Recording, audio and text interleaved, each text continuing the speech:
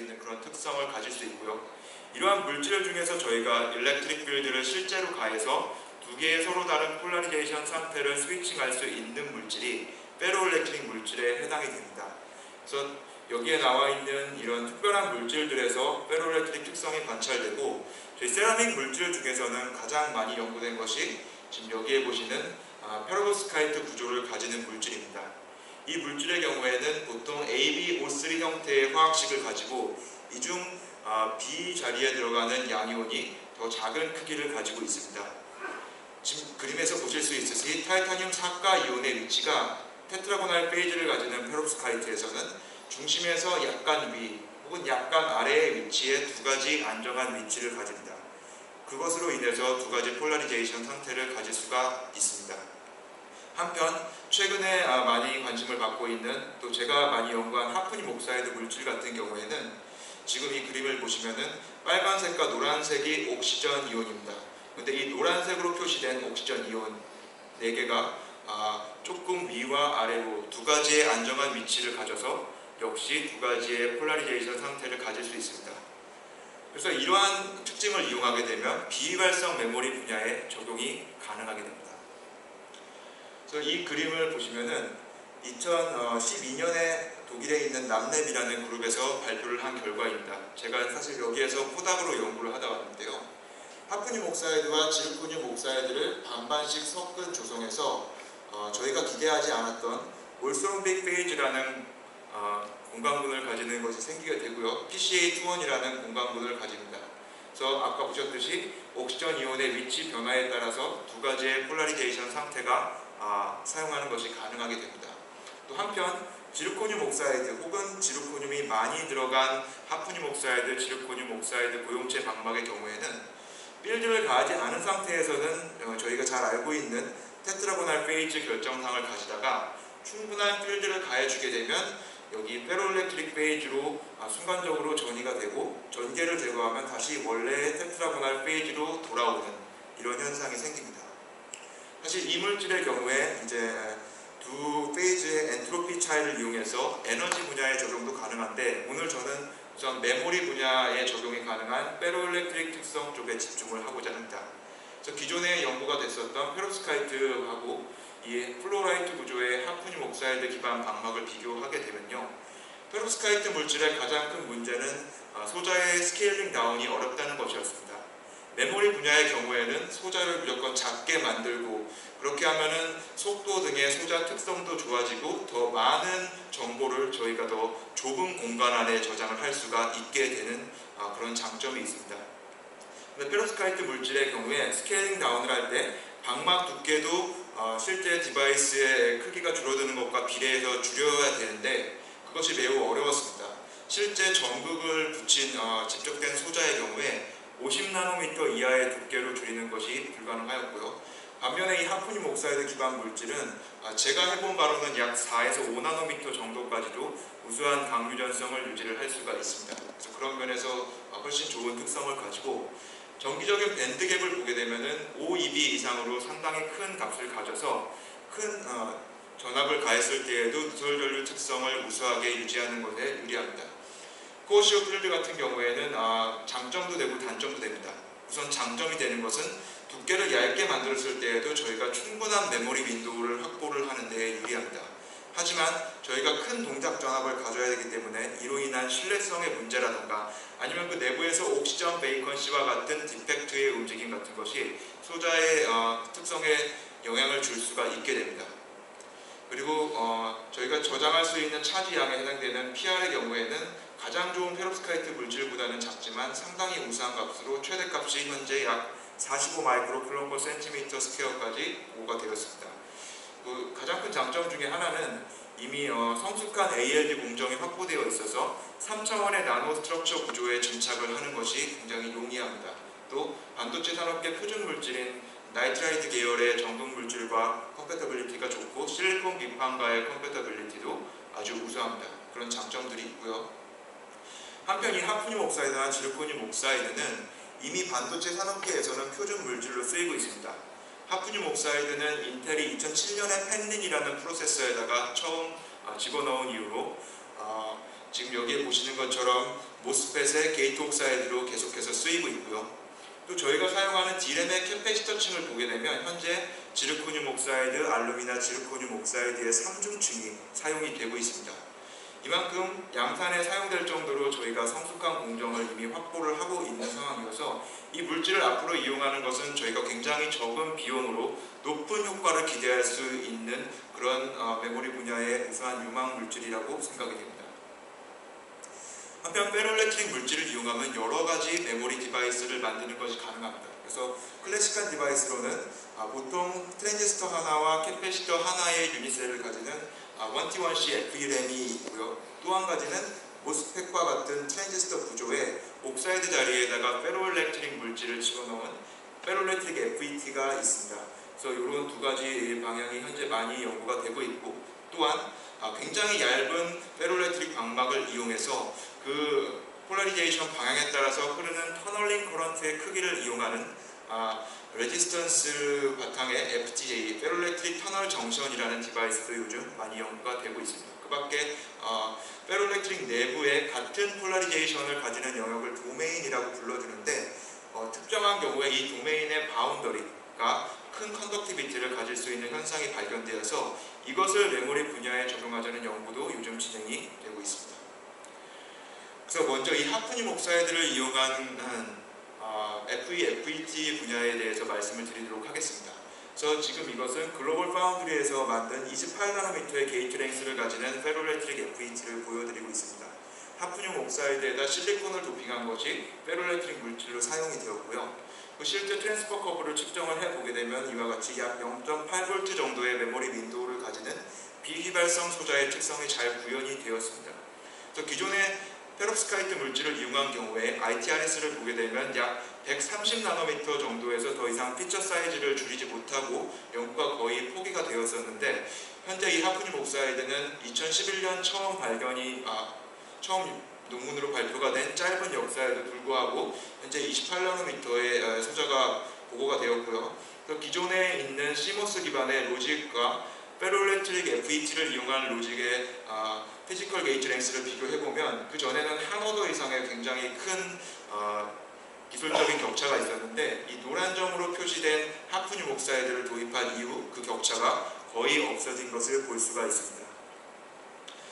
그래서 실제로 이 ITRS에서 발표가 된 결과를 보여드리고 있는데, 이 위에는 원 트랜지스터 FET 소자를 보여드리고 있고, 밑에는 원 트랜지스터 원 캐패시터 FRAM을 보여드리고 있습니다. 왼쪽이 이제 기존의 페롭스카이트 물질을 쓴 것이고, 오른쪽이 하프늄 옥사이드 기반 물질을 쓴 것입니다.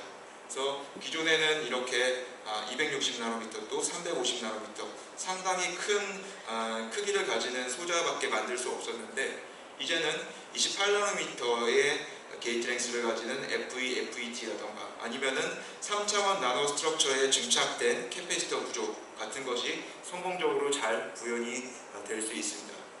또 가장 최근에 발표된 결과는 글로벌 파운드리에서 약 22나노미터 선폭을 가지는 fully depleted 실리콘 온 인슐레이터 소자 결과를 보고를 했습니다.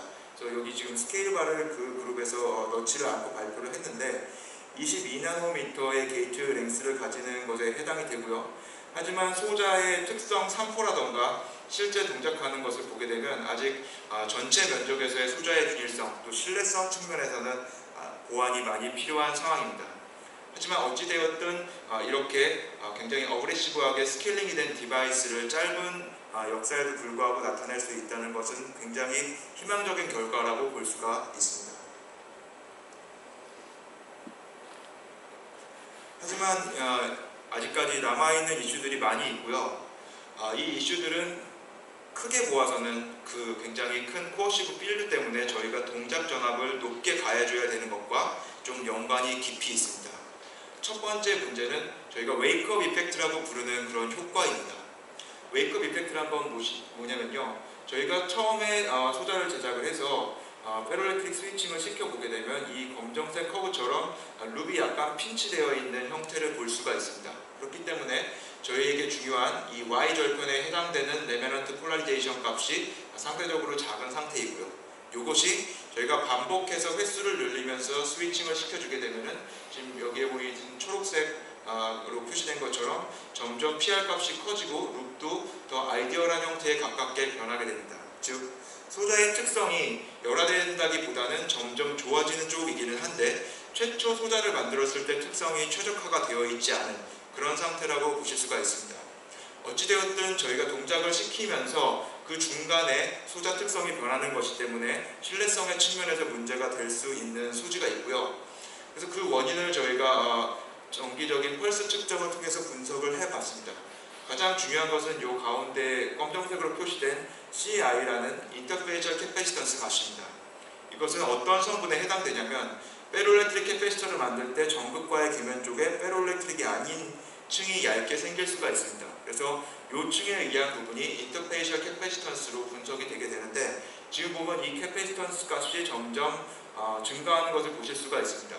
그 말인즉슨 이 계면에 있는 논페로일렉트릭 레이어의 두께가 저희가 반복해서 스위칭을 시킬 때 점점 감소한다는 것입니다. 그래서 이러한 웨이크업 이펙트가 나타나는 원인이 초기에 전극과의 계면 쪽에 논페로일렉트릭 물질층이 존재한다는 것을 보여주고 있습니다. 또 한 가지 중요한 문제는 신뢰성의 문제인데 반복해서 스위칭을 시켰을 때 결국 페일러가 나타나게 되는 인도어런스의 문제입니다. 지금 왼쪽의 그래프가 실제 소자에서 여러가지 전개에서 반복해서 스위칭을 시키는 인도어런스 테스트를 진행한 결과입니다.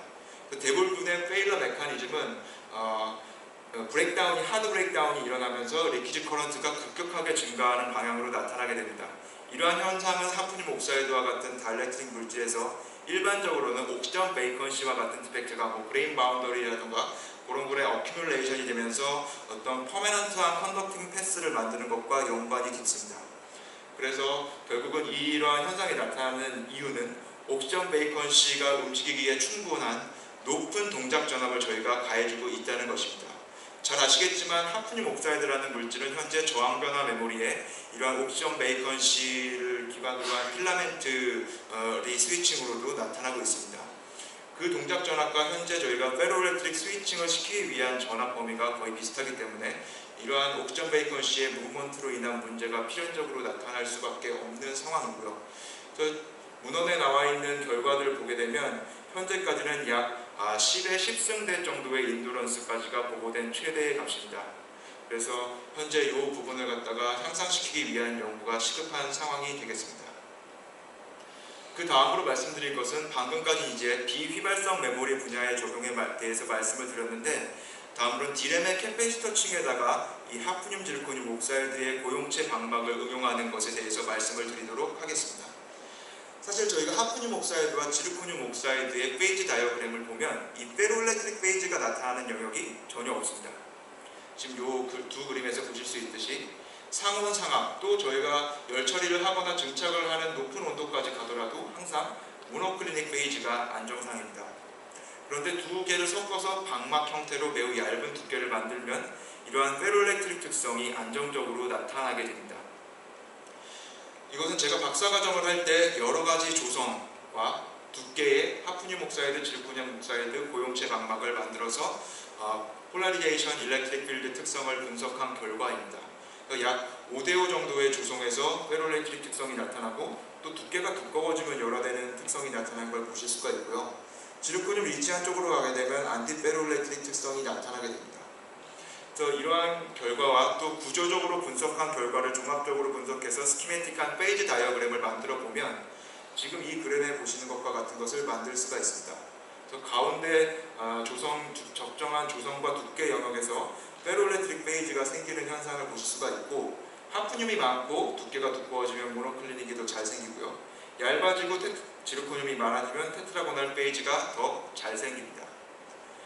그래서 결과적으로 이런 형태가 생기는데 제가 관심을 가지고 본 것은 새로운 페이지가 지금 생겼으니까 저희가 또 한편으로 가지게 된 것은 새로운 페이지 바운더리입니다. 특히 이 페로일렉트릭 페이지와 안티페로일렉트릭 페이지의 경계 쪽에 해당되는 영역을 잘 이용하게 되면 저희가 굉장히 높은 유전상수를 가지는 상태를 만들 수 있을 거라는 아이디어를 가지게 되었고 그것을 바탕으로 해서 실험을 진행을 했습니다. 그래서 지금 저희가 크게 세 가지의 조성의 하프늄 질코늄 옥사이드 고용체 방막에서 진행을 했고 그것에 대해서 캐패시턴스 볼티지 특성을 평가를 했습니다. 지금 가장 흥미로운 부분은 이 5대5 조성의 방막이었습니다. 방막의 두께가 상대적으로 두꺼운 이 아래쪽 부분을 보시게 되면은 전형적인 페로일렉트릭 페이지의 CV 커브가 나타납니다. 즉, 이 다이렉트릭 컨스탄트가 상수가 아니고 어떤 필드에서는 특정히 높은 값을 나타내게 되는데 그 값이 저희가 전압을 증가시킬 때는 플러스 쪽에서 나타나고 감소시킬 때는 마이너스 쪽에서 나타납니다. 그런데 저희가 두께를 점점 얇게 해서 가장 얇은 이 5.5나노미터 두께를 보게 되면 이 픽의 위치가 반대로 옮겨진 것을 살펴보실 수가 있습니다. 우리가 증가시킬 때, 전압을 증가시킬 때에 네거티브 쪽에서 픽이 나타나고요. 감소시킬 때에는 포지티브 쪽에서 픽이 나타납니다.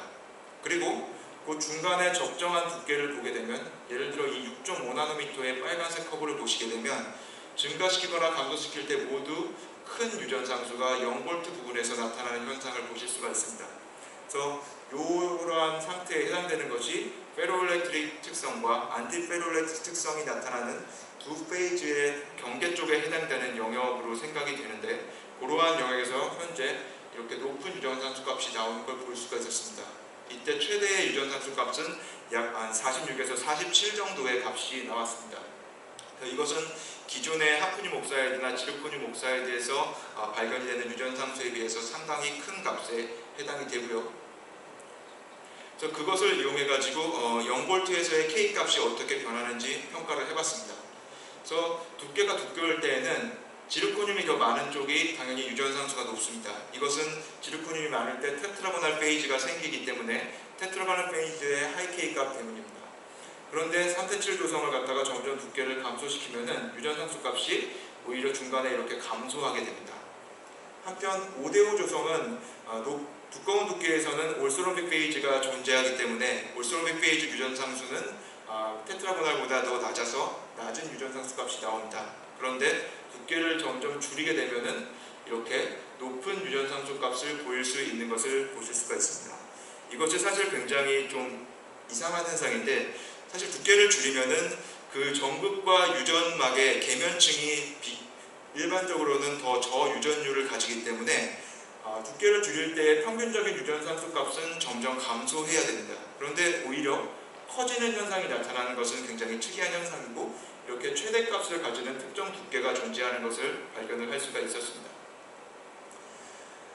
그래서 이러한 조건을 발견했고 또 한 가지 저희가 D램 쪽에 응용하기 위해서는 누설 전류 특성을 개선하는 것이 중요합니다. 그래서 앞에 보여드렸던 것은 저희가 500도씨에서 330초 동안 열 처리를 한 조건이었는데 그러한 열 처리 조건을 최적화를 하면서 최적의 조건을 찾고자 실험을 진행을 했습니다. 그래서 열 처리 온도를 낮추고 시간을 줄이고 이런 과정을 통하면은 누설 전류 값을 줄일 수가 있게 됩니다. 그래서 최종적으로 가장 중요한 그래프는 이제 이 그래프라고 보실 수가 있겠습니다.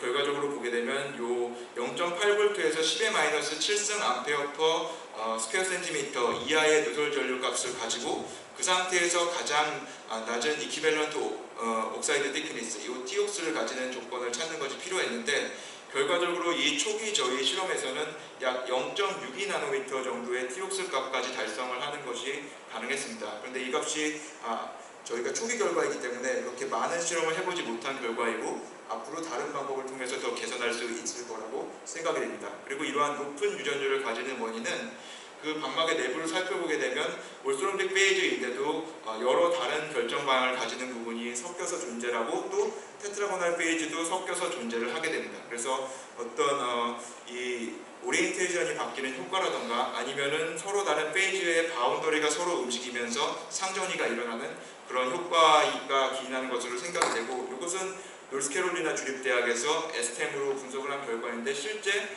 같은 그레인 안에서도 여러 가지의 결정 방향이나 페이지가 섞여서 존재하는 것을 확인을 할 수가 있었습니다. 예, 경청해 주셔서 감사합니다. 시간 관계상 질문 하나 정도 받도록 하겠습니다. 질문 있으시면 질문해 주십시오.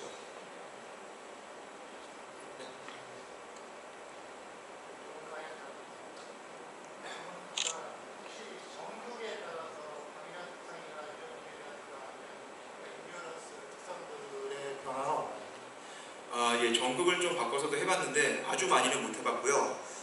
이제 하부 전극 같은 경우에는 뭐 이리듐이나 플래티넘 같은 걸 테스트를 해봤고, 상부 전극으로는 루세늄 옥사이드 같은 거를 갖다가 테스트를 해봤었는데요. 결과만 말씀드리면 일단 이리듐 위에서는 그 타이타늄 나이트라이드하고 비교적 비슷한 특성이 나오게 됩니다.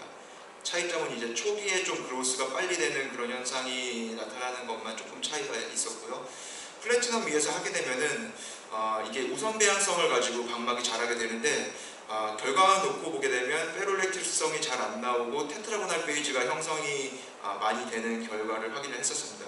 그리고 루세늄 옥사이드를 상부에 증착한 경우에는 바텀은 타이타늄 나이트라이드를 썼었는데, 문제가 이 타이타늄 나이트라이드가 상부에 있는 루세늄 옥사이드까지도 옥시전을 뺏어오는 그런 스캐빈징 효과가 나타나는 문제가 좀 있었습니다. 그래서 저희가 연구한 결과에서는 아직까지는 타이타늄 나이트라이드 전극을 쓰는 것이 가장 좋았고, 다른 그룹의 결과를 보게 되면은 이제 남랩에서 연구한 결과를 보면 탄탈륨 나이트라이드 전극을 썼을 때에 타이타늄 나이트라이드에 비해서 강전성이 향상이 된다는 그런 보고가 있었던 적이 있었습니다. 또 반도체계의 서브스트레이트를 바꿔가지고 한 결과도 있었는데, 이제 플로리다 대학교에서 발표한 결과를 보게 되면은 그 저마늄과 이 페롤렉트릭 하프늄 옥사이드의 계면이 굉장히 우수한 특성을 보이는 결과를 발표한 적이 있었습니다. 그래서 아마 저마늄 기반의 디바이스를 만든다고 했을 때도 이게 굉장히 흥미로운 물질이 될 것으로 생각이 됩니다. 네.